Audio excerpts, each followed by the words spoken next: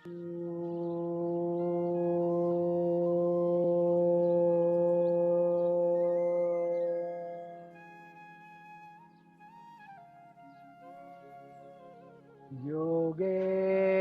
चित्तस्य पदेन वाचा मलं शरीरस्य च वैद्यकेन योपाकरोत्तं प्रवरं मुनीनां पतञ्जलिं प्राञ्जलिरानतोऽस्मि। ॐ शान्ति शान्ति शान्तिः।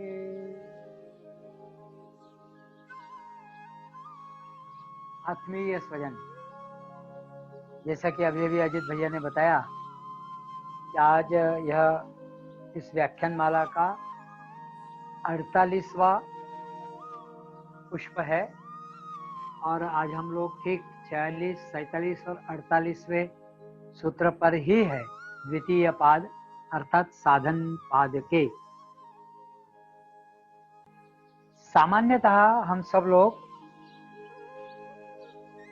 इसमें से जो प्रथम सूत्र है 46वां, स्थिर सुखम आसनम, स्थिर सुखम आसनम, ऐसा तो हम उसको बोलते हैं, कहते हैं, उद्बोधित करते हैं और उसके एक अंडरस्टैंडिंग हम में से लगभग सभी लोग रखते हैं, क्योंकि हमने अपने योगिक जीवन की इस वाटचाल में कभी ना कभी इसका उपयोग किया है और इस प्रक्रिया में इस पर हमने विचार भी किया है। निश्चित रूप से सुना तो है ही है और अधिकतर लोग योग के शिक्षक प्रशिक्षक होने के कारण, योग गुरु होने के कारण उनका इस सूत्र के साथ वास्ता पड़ता ही है। ऐसा ही यह सूत्र है और बहुत प्यारा भी है और छोटा सा भी है। स्थिर सुखम आसनम, ऐसा यह सूत्र है। इसके साथ दो और सूत्र है जो जुड़े जुड़े हैं। इन तीनों सूत्रों को मिलाकर ही पतंजलि योग दर्शन के अष्टांग योग का तृतीय अंग आसन यह उद्बोधित होता है। बस आसन के संबंध में केवल यह 3 सूत्र पतंजलि योग दर्शन में आए हैं। तो प्रथम है स्थिर सुखम आसनम, दूसरा प्रयत्न शैथिल्यानंत समापत्तिभ्याम और तीसरा है अर्थात 48वां ततो द्वंद्वानभिघातः। इन तीनों का मिला जुला हम यहाँ पर अभ्यास करने का, विचार करने का प्रयास करते हैं। शरीर जिस स्थिति में रहने से मन और शरीर इन दोनों को सुख लगेगा या सुखावस्था में रहेगा और स्थिरता प्राप्त होगी, वह आसन है, ऐसा हम कहते हैं। और ठीक भी है, इस सूत्र में तो ऐसा भी कहा गया है कि स्थिर सुखम आसनम। क्या स्थिर है? तो सुख भी स्थिर है, तो यह मानसिक है, और आसन मतलब स्थिति, तो शरीर भी स्थिर है और मन भी स्थिर है और इन दोनों को सुख लग रहा है, अर्थात इन दोनों की सुखावस्था है। तो सुखावस्था भी है और स्थिरता भी है। यह जिस स्थिति के कारण पैदा होती है उसे आसन ऐसा हम कहते हैं। थोड़ा सा और आगे चलकर विश्लेषण करूंगा। तो ऐसा 46वें सूत्र का मोटा मोटा शब्दों द्वारा अर्थ होता है। फिर अगला सूत्र बताता है कि यह जो शारीरिक हलचल करते हैं उसकी ओर हमारी सामान्य प्रवृत्ति रहती है और एक सहज प्रवृत्ति रहती है और हमारी कुछ ना कुछ हलचल होती रहती है। जैसे मैं बोल रहा हूँ हाथ हिल रहा है, बोल रहा हूँ मुंह हिल रहा है, कभी कभी पैर हिल जाता है, कभी कभी ऐसा लगता है कि कहीं मच्छर बैठा तो खुजा लेते हैं, कभी गर्दन हिल जाती है, कभी पीठ सीधी करती है, कभी थोड़ी सी टेढ़ी रखकर, कभी टेक कर तो कभी सीधे होकर, विभिन्न प्रकार से कोई ना कोई हलचल शरीर में होती है, मतलब शारीरिक हलचल होती है। उसके तरफ जो सहज प्रवृत्ति है, उस प्रवृत्ति को प्रयत्न कहा गया। यह जो एक आंतरिक प्रवृत्ति है कि जिसके कारण शरीर में हलचल होती है, उसे प्रयत्न ऐसा योग शास्त्र में कहा गया है। बिना प्रयत्न के हलचल भी नहीं होगी, यह भी हम समझ ही सकते हैं। तो यह तो है कि प्रयत्न हम सब लोग करते, तुम्हारी प्रवृत्ति है।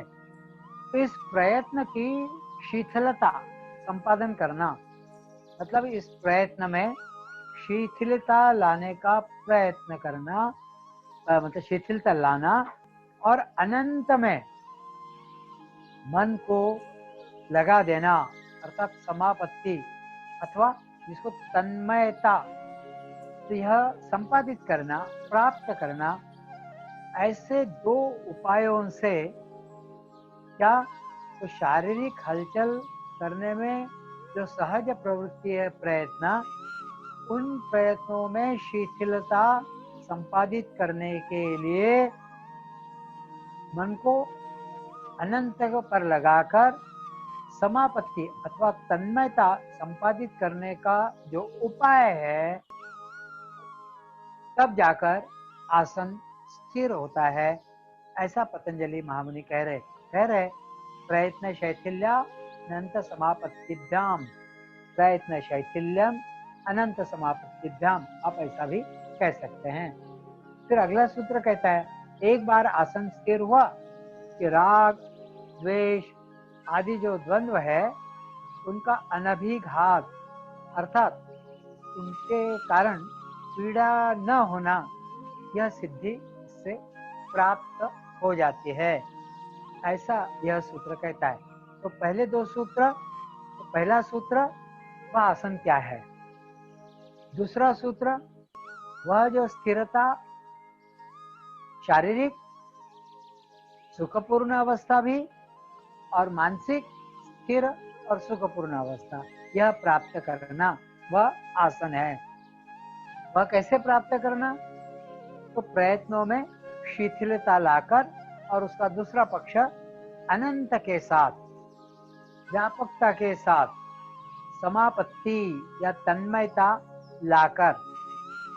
उससे क्या होता है, उसका फल क्या है, उसका परिणाम क्या है, तो ततो द्वंद्वानभिघाता, उसका फल द्वंद्वों का घात है, द्वंद्वों का अनभिघात, अर्थात उससे किसी पीड़ा का कोई उद्भव नहीं होता है, कोई पीड़ा मन में नहीं बनती है, कोई कष्ट नहीं होता है। यह एक प्रकार की सिद्धि है, वह प्राप्त होती है, ऐसा पतंजलि महामुनि कहते हैं। तो पहले तो जरा स्थिर सुख आसन को देख लेते हैं। सामान्यतः हम जो आसन करते हैं, तो अनेक प्रकार के आसन करते हैं। तो आसन करने की जो प्रक्रिया सामान्यतः हम लोग जो सीखे हुए, पहले खड़े होकर आसन, फिर बैठकर आसन, फिर छाती और पेट के बल लेटकर आसन, फिर पीठ के बल लेटकर करने के आसन, और फिर टॉप्सी टर्वी या उल्टे पुल्टे करने के कुछ आसन, जैसे शीर्षासन है, बकासन है, कुक्कुटासन है, कोकिलासन है, हंसासन है, मयूरासन है, एक पाद अंगुष्ठासन है, या इस प्रकार के बहुत सारे आसन, उनकी कोई एक विशिष्ट स्थिति नहीं होती है, और वो आसन हम करते हैं। यह सारे जो आसन है ना, ये विविध प्रकार के आसन करने के, यह आसन प्रमुख रूप से, मतलब हम जो योग मार्ग के जो साधक है, जो मुमुक्षु है, जो पातंजल योग दर्शन का अभ्यास कर रहे हैं, उन लोगों ने अपने मन में रखने की बात है कि यह सारे आसन हठ योग का भाग है। पहली बात तो यह है कि यह हठ योग का भाग है। यह साधना की दृष्टि से कितने उपयोगी है, कितने नहीं, यह तो हम आगे चलकर देखते हैं अभी, लेकिन यह प्रमुख रूप से यह हठ योग का भाग है। और इसलिए हठ योग में अनेक प्रकार के आसन बताए गए हैं। तो पहले सूत्र में अष्टांग योग के अभिमत जो आसन है वह आसन बताए हैं, लेकिन यह जो आसन हम सामान्य रूप से करते हैं वह अष्टांग योग में जो अनेक प्रकार के आसन बताए गए हैं वह आसन हम करते हैं। उनमें से बहुत थोड़े आसन ऐसे हैं कि जो अष्टांग योग के अंतर्गत जो तीसरा अंग है यम और नियम के बाद आसन का, उसमें समाहित होने वाले या उसमें उपयोग में आने वाले ऐसे बहुत थोड़े आसन है। यह बात हम सब लोगों ने ध्यान में रखनी चाहिए, क्योंकि यह साक्षात उपयोग में आने वाले बहुत थोड़े आसन है। इसका कहने का कारण यह है कि परंपरा से अष्टांग योग के अभ्यास में बहुत थोड़े आसन ही उपयोग में आते हैं। तो जो साधक योगाभ्यास में प्रवृत्त हुआ है उस साधक का शरीर व आरोग्य अर्थात शारीरिक आरोग्य यह पहले से ही वह तैयारी में रहता है। प्रथमावस्था में वह रहता ही है और सामान्य प्रति का आरोग्य उसके अंदर रहता ही है। इसलिए उसको सारे आसन करने की जरूरत नहीं है। वह सारे आसन करने से जोड़ लूज होते हैं, मसल्स रिलैक्स होते हैं, श्वास धीमी हो जाती है, तंत्रिका तंत्र ठीक हो जाता है, शरीर में जो मल संचयित होता है, पॉइजनस मटेरियल जहाँ जहाँ डिपॉजिट होते हैं वह दूर हो जाते हैं, पसीना आदि आकर सारे जो विषैले जहरीले द्रव्य है वह शरीर के बाहर आ जाते हैं, मन भी कुछ कुछ टिकने लगता है और शरीर काफी ढीला ढाला हो जाता है, बीमारियां अधिकतर दूर हो जाती है। लेकिन पातंजल योग दर्शन में यह दिया है, तो पातंजल योग दर्शन तो प्रमुख रूप से यह मनोचिकित्सा का शास्त्र है, मानसिक भारतीय मानस शास्त्र ऐसा उसको कहा है। इसलिए केवल आसन करना, केवल शरीर की बीमारियां दूर करना अथवा शरीर को ढीला ढाला करना अथवा शरीर के जोड़ आदि ढीले करना, इतने सीमित उद्देश्य से हम यहाँ इसको नहीं करते हैं। इसलिए यह जो सारे आसन है यह हठ योग के अंतर्गत तो करने योग्य है, लेकिन पातंजल योग दर्शन के अंतर्गत इनको लेने की आवश्यकता नहीं है। तो हमारे कुछ विकृत अवयव है उनको व्यायाम हो जाए, वे ठीक ठाक हो जाए, इसके लिए उन सब आसनों का लाभ तो होता है। लेकिन यहाँ पातंजलि योग दर्शन में पतंजलि महामुनि जब स्थिर सुखम ऐसा आसन का लक्षण कहते हैं तो वह जो हठ योग के आसन है ना उसमें स्थिरता तो होती ही नहीं है, वो बड़े कठिन, बड़े बैलेंसिंग, बड़े कष्टकारक, बड़े पीड़ादायक, बड़े खींचतान वाले ऐसे वे सारे आसन रहते हैं। तो उसमें स्थिर सुखम यह स्थिति आती ही नहीं है। या बहुत लंबे समय के बाद बहुत गहरा कोई साधक है, मतलब सामान्य साधक उसको स्थिर सुखम की दृष्टि से तो कर ही नहीं सकते, यह स्थिति बनती है। और इसलिए स्थिर सुखम के लिए यदि करना है जो आसन का लक्षण बताया है पतंजलि महामुनि ने, तो अष्टांग योग का मुख्य भर चित्त की एकाग्रता जो है उसको संपादित कर वृत्ति निरोध करना इस पर है। और इसलिए वह साधने के लिए जो सुखकर आसन है, जो सुख देने वाले हैं, जो स्थिरता देने वाले हैं, ऐसे ही आसन करने चाहिए। ऐसा पतंजलि मुनि का सीधा सीधा यहाँ पर निर्देश है। जो शरीर को और मन को स्थिरता देने वाले और सुख प्रदान करने वाले जो आसन है वही करने चाहिए साधना की दृष्टि से। ऐसा सीधा सीधा निर्देश पतंजलि महामुनि देते हैं। तो स्थिरता देने के लिए और सुखपूर्ण ऐसे जो सुलभ आसन है और बिल्कुल अपने नित्य जीवन के विहित कार्य करते हुए यह आसन कर सकेंगे, इस प्रकार जिन जिन आसनों को हम इस साधना की दृष्टि से ले सकते हैं तो सामान्यतः जब बात होती है ना साधना की दृष्टि से, तो केवल बैठे हुए आसन आते हैं उसमें से। उसमें पद्मासन, स्वस्तिकासन, सिद्धासन या सहज पलौती मारकर बैठना अथवा वज्रासन, यह आसन आते हैं जो ध्यान की दृष्टि से उपयोगी है। और आप यदि बहुत आग्रह करोगे, आग्रह रखोगे, तो शवासन उसमें आ सकता है कि जो नींद से उठते ही जैसी चेतना जागृत होती है और आप धारणा, ध्यान और समाधि की तरफ तत्काल जाना चाहते हो और वह शांति का समय आप अपने हाथ से खोना नहीं चाहते हो, तो शवासन में मतलब पूर्णतः सचेत होने के बाद उसी स्थिति में बने रहकर, अर्थात वह निद्रा जैसा शरीर है लेकिन मन पूर्णतः जागृत है और निश्चेष्ट पड़ा हुआ शरीर है, तो वह शवासन की अवस्था में धारणा, ध्यान और समाधि या निरुद्ध की अवस्था प्राप्त करी जा सकती है। क्योंकि यही उद्देश्य है, पातंजलि योग दर्शन में दिया हुआ है। इसका सीधा सीधा तात्पर्य है कि आपने बहुत कठिन आसन, भाई सर्कस थोड़ी ना करनी है, आपने अपने आप को कम से कम समय, कम से कम प्रयास से अधिकाधिक शरीर को स्थिरता देनी है और सुखावस्था प्राप्त करनी है, तो शरीर और मन दोनों को देनी है। इसलिए कम से कम ऐसा कुछ करो कि जिसके द्वारा ज्यादा से ज्यादा स्थिर भी हो जाए और सुखपूर्ण अवस्था प्राप्त हो जाए। यह तो कह रहे हैं पतंजलि महामुनि।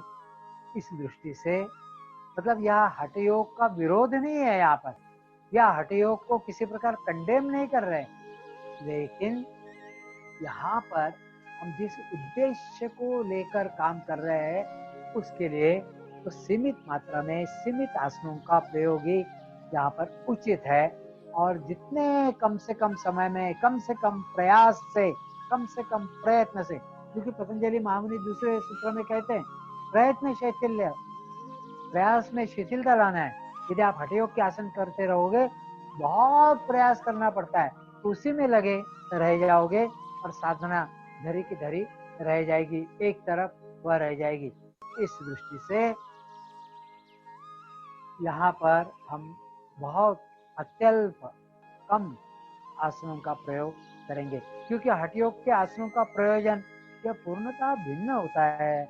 मनुष्य के शरीर के स्नायु, हड्डियां, ब्रेन, फेफड़े, लीवर या फिर पैंक्रियास या अन्य नलिकाएं, छोटी आंत, बड़ी आंत या फिर गॉल ब्लैडर आदि आदि, यह सारे इंद्रिय ठीक ठाक काम करे, उनका रक्षण हो, यह हठ योग के आसनों का मुख्य प्रयोजन है।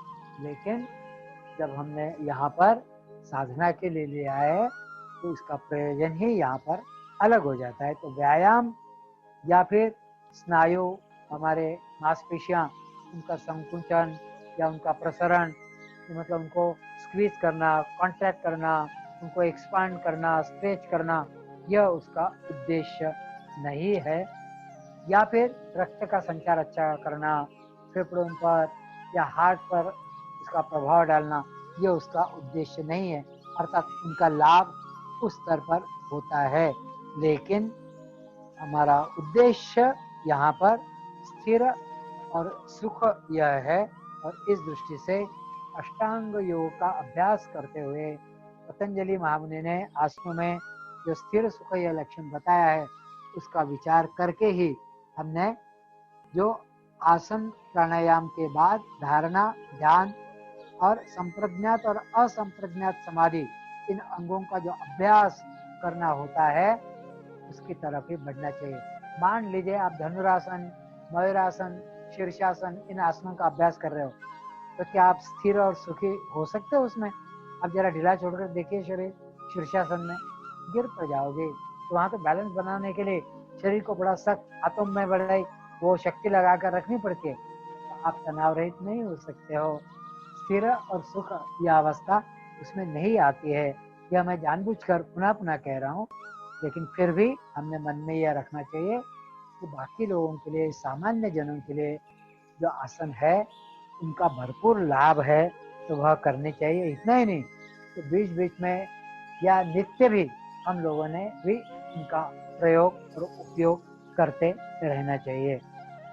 तो अंततः यह सारा करने के बाद विविध प्रकार के आसन, तो शरीर और मन कुछ देर के लिए, मतलब प्रहर आधा प्रहर, यह शांत स्थिति में और सुख अवस्था में रह सकेगा और वह धारणा और ध्यान की तरफ जा सकेगा। ऐसे आसन करना, यही यहाँ पर विहित है, यही यहाँ पर इसकी आवश्यकता है। इतनी थोड़ी सी उसमें थोड़ी सी वह रखना, मतलब एक थोड़ी उसको सहूलत कहते हैं, वह जरूर रखना। सहूलत का मतलब है यहाँ पर थोड़ी सी जगह रखना कि आसन तो हम करेंगे, लेकिन उसमें कठिन आसनों के बाद हम ये शांति की तरफ ले जाने वाले जो आसन है, वह प्रत्याहार के आगे उस तरफ ले जाने के लिए हम यह जगह रखेंगे। तो यह पहले सूत्र का भाग हुआ। फिर हम यह जो स्थिरावस्था है और यह सुखपूर्ण अवस्था है, यह लाने के लिए क्या करना है, उसकी प्रक्रिया क्या है, तो दूसरा सूत्र पतंजलि महामुनि देते हैं। वह कहते हैं प्रयत्न शैथिल्यम। यह बहुत महत्वपूर्ण फ्रेज है। प्रयत्न, आसन स्थैर्य के लिए पहला उपाय तो प्रयत्न शैथिल्य। हम जो अन्न खाते हैं, भोजन लेते हैं, उसका 4 प्रकार से विनियोग होता है। देखिए, बात जरा सा विस्तार से करता हूँ। 4 प्रकार से उसका विनियोग होता है। एक, अन्न का जो भाग बिल्कुल अनुपयोगी होता है, जिसका कोई उपयोग नहीं रहता है शरीर के लिए, वह अन्न का भाग मल रूप से शरीर के बाहर डाला जाता है। ठीक एक भाग हुआ। फिर दूसरा भाग जो शरीर में शोषित हो जाता है और अन्न की जो स्थितिशीलता है, स्थितिशीलता मतलब शरीर के जो मुख्य मुख्य अंग है, वह बनाने के लिए वह आते हैं, जिनमें जहाँ जहाँ घर्षण के कारण वहाँ जो चीज होती है, उसको भरकर रखने के लिए वह तमोगुण से जो उत्पन्न होते हैं। तो ये जो शोषित अन्न का जो भाग है, उपयोगी है, वह तमोगुण से शरीर के प्रत्येक अंग अंग में जाता है और उसका घटक बनता है। जहाँ पर जैसे मैंने हाथ का ये कोहनी ज्यादा हिलाई या कंधा ज्यादा हिलाया या ज्यादा चला तो पैर की तरफ वह भाग ज्यादा जाएगा अन्न, और वहाँ जो नुकसान हुआ है, जो झीज हुई है, जो वहाँ पर क्षीणता आई है, उसकी भरपाई करेगा। यह दूसरा भाग हुआ।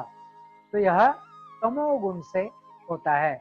फिर तीसरा भाग अन्न का जो क्रियाशील रजोगुण से बनता है, वह शरीर की प्राण शक्ति को बनाता है, क्योंकि हर एक अंग का कार्यरत होना, उसके लिए शक्ति चाहिए, यह हम सब लोग जानते हैं। और आगे के सूत्रों में प्राणायाम के वो हम विस्तार से देखेंगे। लेकिन सामान्य बातें हम मानते हैं।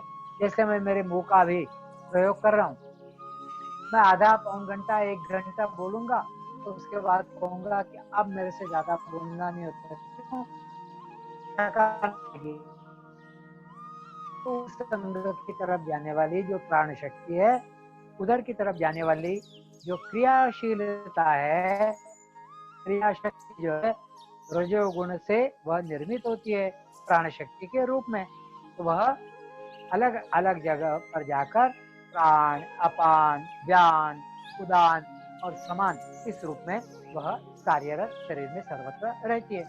फिर चौथा भाग है हमारे अन्न का, जो हम भोजन लेते हैं, उसमें प्रकाशशीलता सत्व गुण के कारण उत्पन्न होती है, और वह प्रकाशशीलता जो है उससे अंतःकरण बनता है।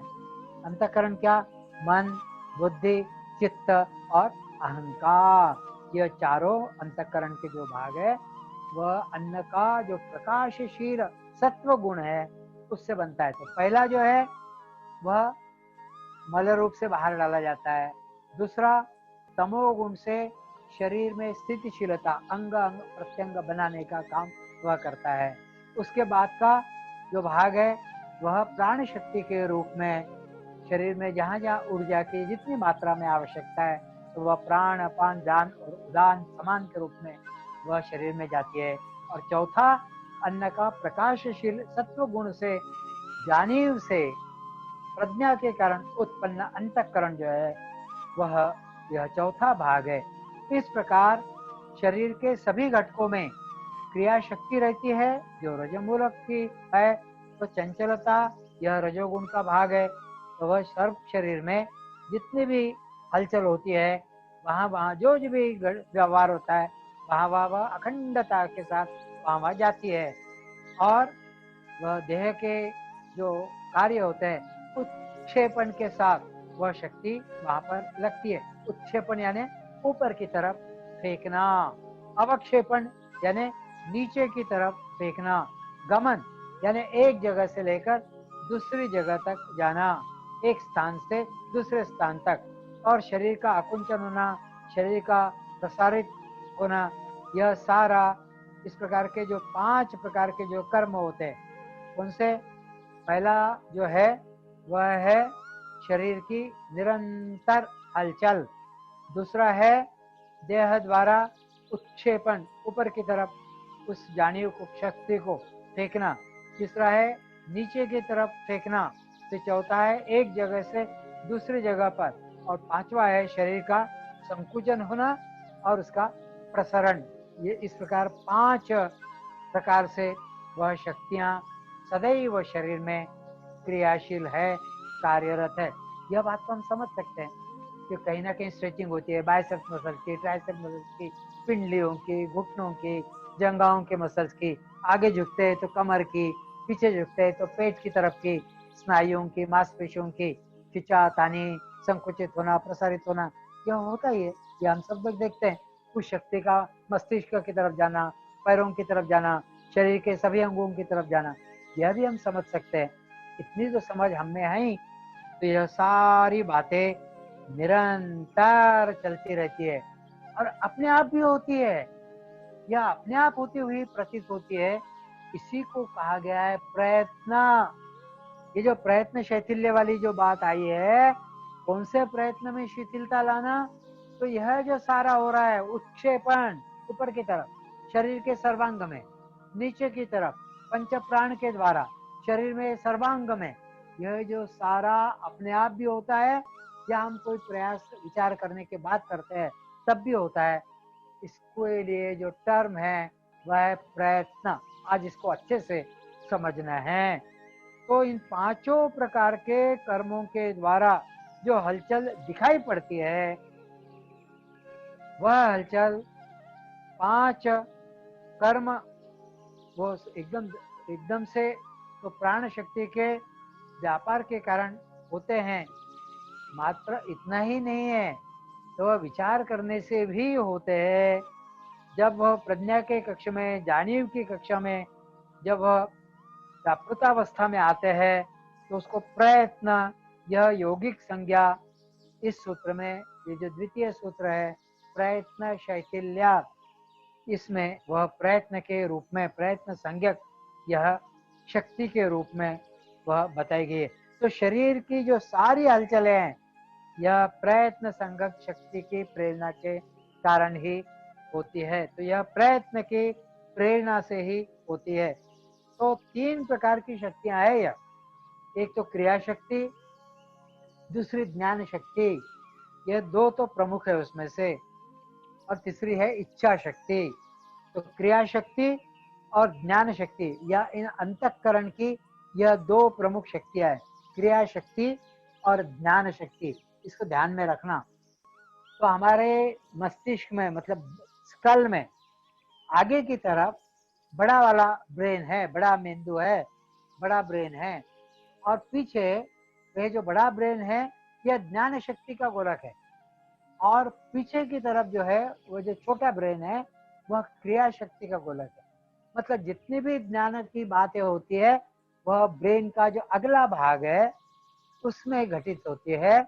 और जितनी भी पीछे के मेंदु में तो क्रिया शक्ति की जो बात होती है वह पीछे के गोलक में घटित होती है। तो हमारी सारी अंतर्बाह्य जितनी हलचलें हैं वह सारी छोटे ब्रेन के प्रेरणा के कारण घटित होती है। क्योंकि ज्ञान की जो बात है वह तो आगे के गोलक में होती है और क्रिया की जो बात है वो तो पीछे के ब्रेन के कारण प्रेरणा से होती है।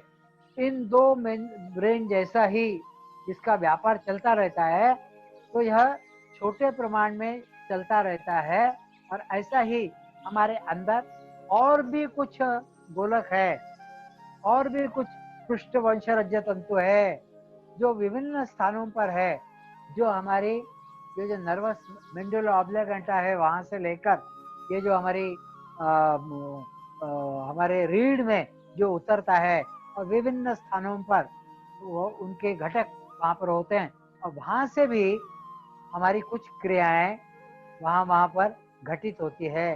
तो वह क्रिया शक्ति और ज्ञान शक्ति के द्वारा होता है, और इसके साथ साथ उसके अंदर इच्छा शक्ति भी वहां पर रहती है। और इनके द्वारा यह सारी क्रियाएं, मतलब शरीर के अंदर ब्रेन के छोटे भाग में और ब्रेन के बड़े भाग में भी यह लगभग चलती ही रहती है। तो ज्ञान पूर्वक जो चीजें होती है वह ब्रेन के अगले हिस्से में, और यह स्थूल देह के साथ जुड़ी हुई चीज है। और जो क्रियाओं की जो है वह छोटे ब्रेन में, या जो पीछे की तरफ जो ब्रेन रहता है उसमें जो क्रियावाह नाड़ियां हैं उनके द्वारा वह होती है। और बाकी जो अंदर छोटे छोटे छोटे छोटे जो सेंटर्स है उनके द्वारा अंदर के जो यंत्रणाएं हैं वह क्रियाशील रहती है। इन सब में कुछ करना चाहिए, यह क्रिया होनी चाहिए, ऐसा जब लगता है उस प्रयत्न को, उसका जो प्रयत्न का जो प्रेरक है, अब मुझे यह क्रिया करनी चाहिए या यह क्रिया होनी चाहिए, ऐसा लगा कि समझना कि वहां प्रयत्न उठा। जब भी यह विचार अंदर स्फुरित होता है कि मुझे कुछ करना है, अर्थात वह जो छोटे छोटे सेंटर्स है शरीर में वो, या जो छोटा छोटा ब्रेन है उसमें, अथवा ये जो बड़ा ब्रेन है इसमें, कहीं पर भी मुझे कुछ करना है, ऐसी इच्छा जागृत हुई कि उसको कहते हैं वह प्रेरक तत्व है, प्रेरक प्रयत्न है।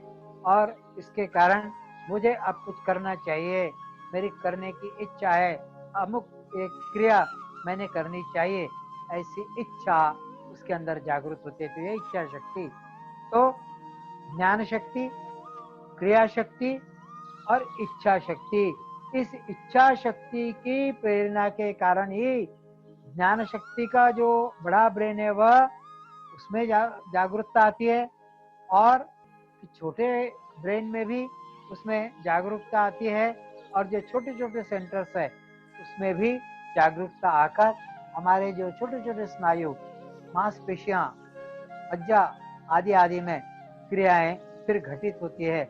यह जो प्रयत्न है, इस प्रयत्न का जो संवेग है, यह संवेग हमें क्रिया की तरफ ले जाता है। तो इस संवेग की स्पष्टता हमारे मन में आ जानी चाहिए। तो जो व्यक्ति योगाभ्यासार्थ आसन स्थित होकर ध्यान धारणादि करने लगता है, उसको इस प्रयत्न के संवेग की स्पष्टता उसको आने लगती है। और जब इस प्रयत्न की स्पष्टता उसके अंदर आती है, उसकी कल्पना उसके अंदर उसको जागृत अवस्था में उसको पता पड़ने लगती है, तब फिर उसको लगता है कि मैं अनावश्यक हलचल नहीं करूंगा, क्योंकि इस प्रयत्न के कारण ही उसके शरीर में, चाहे वह इच्छा शक्ति हो, चाहे वह ज्ञान शक्ति हो, चाहे वह क्रिया शक्ति हो, इसके कारण घटित होता है। तो वह क्या सोचता है कि यह प्रयत्न ही मेरे अंदर ना हो, और इसलिए वह फिर जानबूझकर प्रयास करके इस प्रयत्न को रोकता है। और इस प्रयत्न को रोकने के लिए शिथिलता की आवश्यकता है।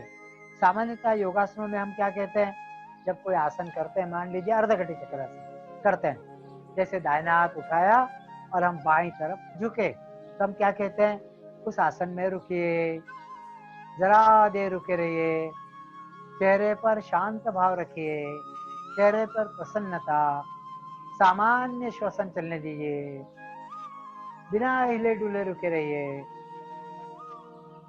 एकदम तनाव रहित हो जाइए, स्थिरता लाइए, और फिर कहते हैं कि जहाँ पर खिंचाव महसूस हो रहा है, उस खिंचाव को ढीला छोड़िए और आप जो आसन की अंतिम स्थिति में जाने के लिए जो प्रयत्न कर रहे हो, उस प्रयत्न को छोड़ दीजिए। विड्रॉल द एफर्ट्स, एफर्टलेसनेस लाइए। यही तो हम कह रहे हैं। वह एफर्टलेसनेस कहाँ से आता है? तो शरीर तो उस स्थिति में चला जाता है, लेकिन यह एफर्टलेसनेस फिर भीतर से आता है। मस्तिष्क के बड़े भाग में, मस्तिष्क के छोटे भाग में और अंदर जो छोटे छोटे गोलक है मज्जा तंतु के लेवल पर, उनमें भी, अर्थात इच्छा शक्ति, क्रिया शक्ति और ज्ञान शक्ति, इन सभी स्तरों पर जो प्रयास है, उस प्रयत्न को छोड़ने की आवश्यकता है, शिथिलता देने की आवश्यकता है। यह जो आवेग है प्रयत्न का, यह जो संवेग है, यह जितना अधिक तीव्र होता है, उतना ही आप, मान लीजिए किसी एक आसन में बैठे, मान लीजिए योग की दृष्टि से, मतलब पतंजलि योग की दृष्टि से आप धारणा ध्यान के लिए आप आसन कर रहे हो। मान लीजिए आपने पद्मासन लगाया, तो आपको ऐसा लगेगा कि आपके पैर में बहुत दर्द हो रहा है, तो आप प्रयास छोड़ दो, क्योंकि यह जो बहुत तकलीफ हो रही है, जो लग रही है, या आपके अंदर जो प्रयत्न है इच्छा शक्ति का, वह प्रयत्न इसमें बिगाड़ डाल रहा है और वह कह रहा है कि पद्मासन खोलो, इस आसन से हट जाओ, अरे आपको तो मच्छर काट रहा है, उठ जाओ, अरे आपके पैर में चींटियां दौड़ रही है, अरे ब्लड सर्कुलेशन रुक रहा है, अरे दर्द हो रहा है, अरे बहुत कष्ट हो रहा है इस आसन में, हट जाओ, दूर हो जाओ। यह कौन बता रहा है? तो यह जो सूक्ष्म स्तर पर यह संवेग है, प्रयत्न, कहाँ पर? मज्जा तंतु के लेवल पर, छोटे ब्रेन के लेवल पर, बड़े ब्रेन के लेवल पर भी जो संवेग है प्रयत्न का, वह आपको चुप नहीं बैठने देता। इसलिए इसके स्तर पर आपको प्रयत्न शैथिल्य करने की आवश्यकता है। तो यह प्रयत्न शैथिल्य कैसे होता है? तो देखिए, मान लो दो लोग खड़े हैं रास्ते पर, दो लोग खड़े, एक उसमें से कोई हेतु लेकर खड़ा है और एक सहज रूप से खड़ा है। एक हेतु लेकर खड़ा है कि यहाँ से वह चोर, मतलब उसके मन में पहले से यह बात है और उसको पता है कि इस घर से जो चोर निकलेगा, उस चोर को मुझे पकड़ना है, तो वह उस तैयारी से वह खड़ा है। और दूसरा व्यक्ति, उसको कुछ पता नहीं है, उसको चोर का पता ही नहीं है। तो वह जो एक व्यक्ति है, वह व्यक्ति, वह चोर यहाँ से आएगा, जाएगा, तो वह बहुत जोर से भागेगा, उसको अपने को पकड़ना है। तो उस चोर के रास्ते की तरफ, उस चोर की हलचल की तरफ वह ध्यान देकर, क्योंकि उस चोर को पकड़ना है, इस विचार से प्रभावित होकर वह तैयार होकर खड़ा रहेगा, बिल्कुल ध्यान देकर, तो उस चोर के रास्ते की तरफ खड़ा रहेगा। तो दोनों में बाह्य क्रिया एक जैसी है, दोनों खड़े हैं। एक को इस बात का पता ही नहीं है कि चोर आने वाला है या नहीं आने वाला है, उसके मन में कोई विचार नहीं है। दूसरा व्यक्ति भी खड़ा है, लेकिन दूसरे व्यक्ति के अंतरंग में चोर आने वाला है, ऐसा लग रहा है।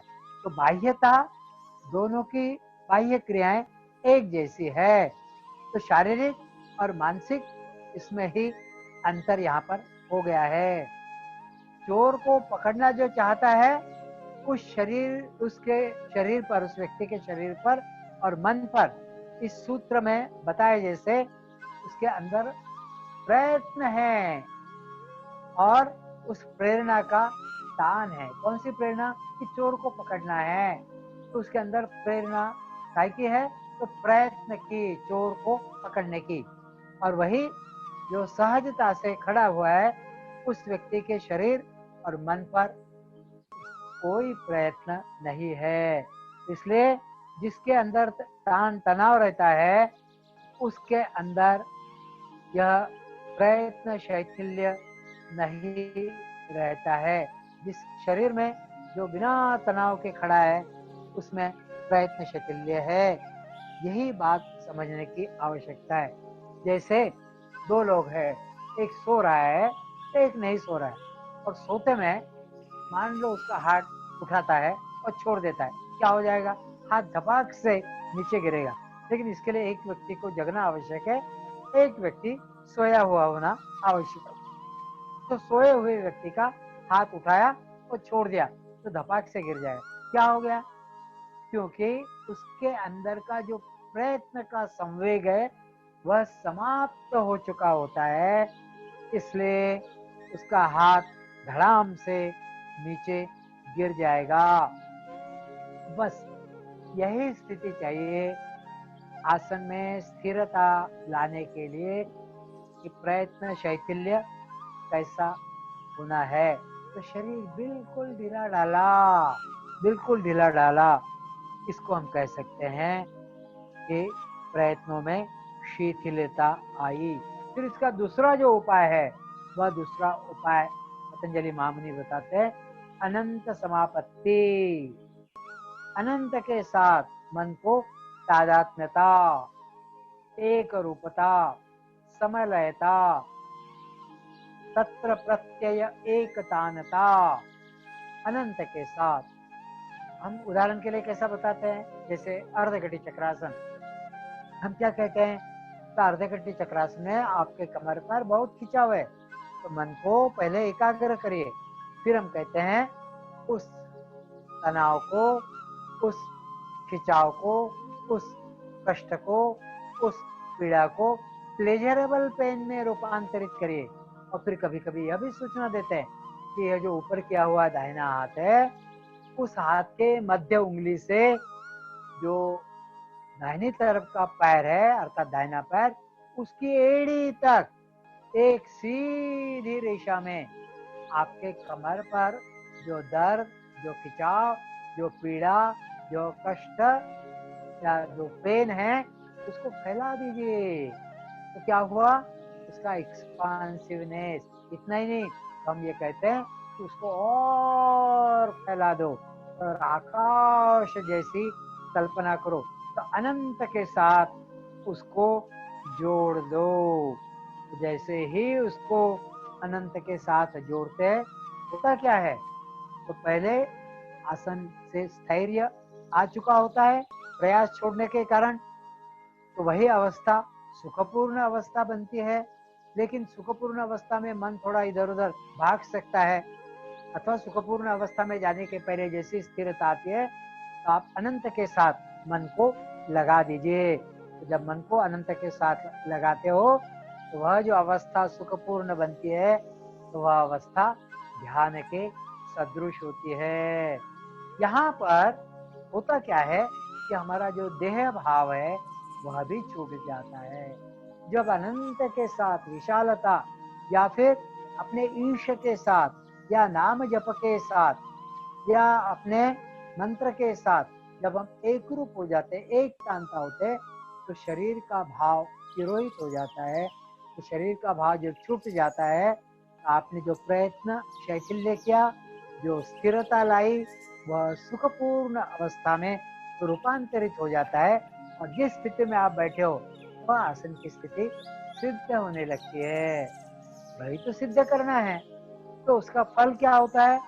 फिर वह तीसरे सूत्र में पतंजलि महामुनि बताते हैं, 48वें सूत्र में वे कहते हैं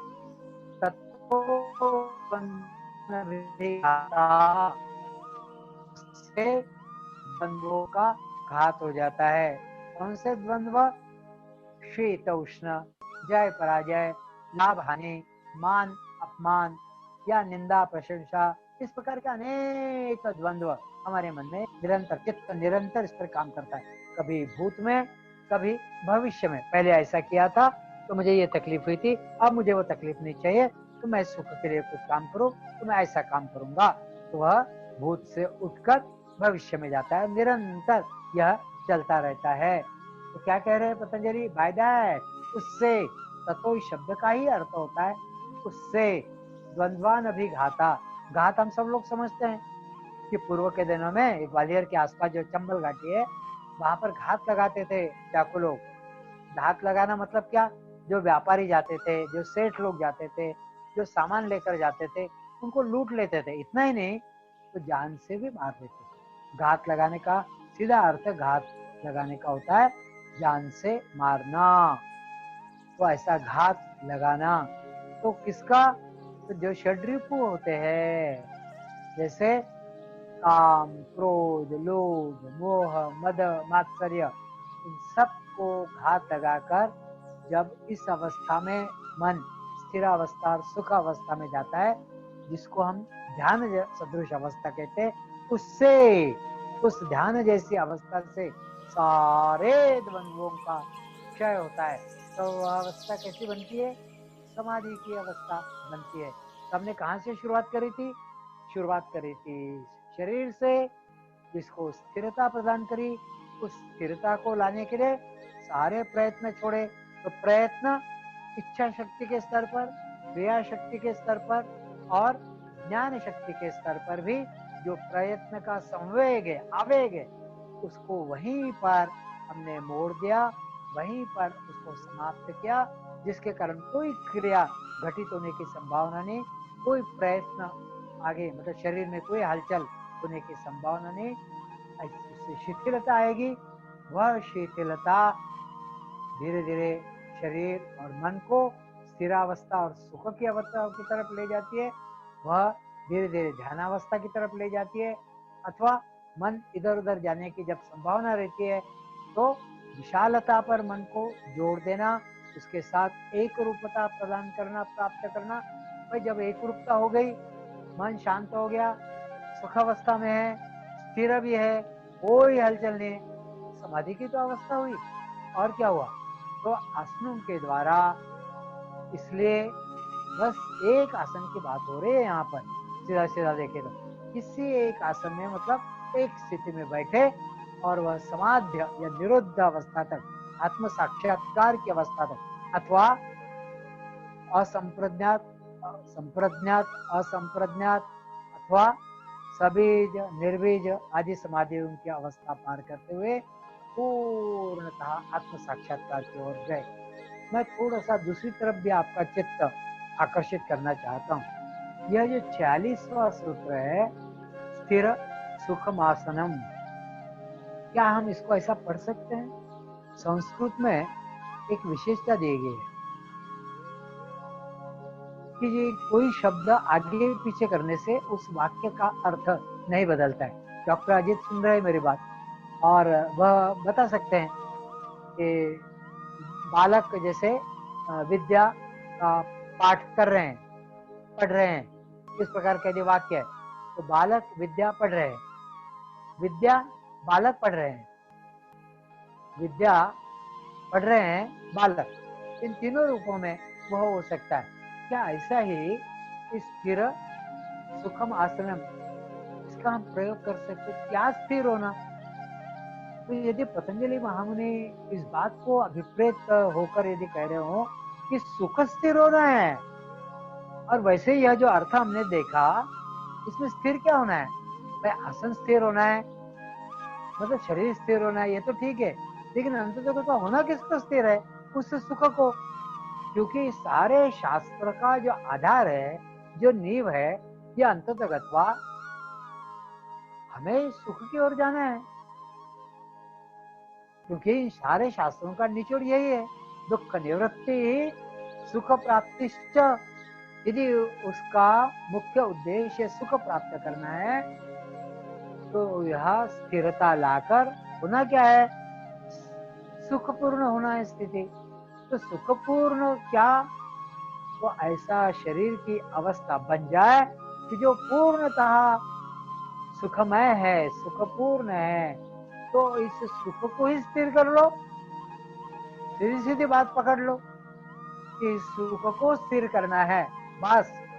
तो इस सुख को जिस किसी पद्धति से हम स्थिर कर सकते हैं, बस उस बात को कर लो। यदि ओम बोलने से उस सुख को स्थिर करते कर लो, यदि मैं पद्मासन में बैठता हूँ और उस सुख को स्थिर कर सकता हूँ, वैसे कर लो। मैं आंखें मूंद कर बैठ लेता हूँ और वह सुख मेरे भीतर स्थिर हो जाता है, तो वह भी योग का भाग हो जाएगा। यदि मैं श्वास बाहर लेता हूँ, बाहर छोड़ता हूँ, अंदर लेता हूँ, वह भी हो सकता है। यदि मैं किसी बात पर टकटकी निगाह से देखता हूँ और वह सुख मेरे अंदर स्थिर हो जाता है, स्थापित हो जाता है, वह भी योग का भाग हो जाएगा। तो अंततः सुख को स्थापित करना है, बस इस बात को पकड़ लीजिए। तो स्थिर सुखम आसनम के माध्यम से मैं यह आपसे निवेदन करना चाह रहा हूँ कि सुख को स्थापित करना है, सुख को स्थिर करना है। और इस सूक्ष्म बात को यदि पकड़ लेंगे तो हम साधना मार्ग में निरंतर आगे बढ़ेंगे। इस प्रकार यह 3 सूत्र स्थिर सुखम आसनम प्रयत्न शैथिल्यानंत समापत्तिभ्याम ततो द्वंद्वानभिघाता 40वां, 47वां और 48वां पतंजलि महामुनि देते हैं। इसमें किसी एक आसन का कहीं पर भी उल्लेख नहीं है। तो अंततगत्वा अपने अंदर उठे हुए सुख को स्थापित कर लो, स्थिर कर लो, उसमें रममान हो जाओ, उसके साथ एकात्मता आने दो, ऐसा पतंजलि महामुनि कह रहे हैं। फिर वे आगे श्वास प्रक्रिया के द्वारा अथवा प्राण शक्ति के नियमन के द्वारा, वह प्राणायाम के द्वारा आगे बात बताते हैं। उसको हम लोग कल देखने का प्रयास करेंगे। प्रार्थना के साथ आज यहीं पर समाप्त करते हैं।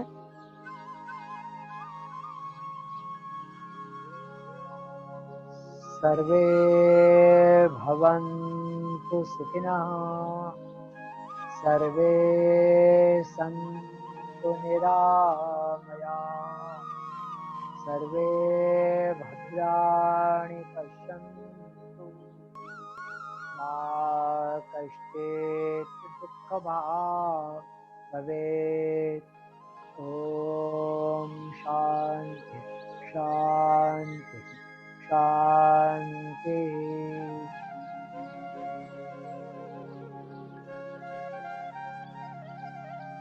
आज यहीं पर रुकते हैं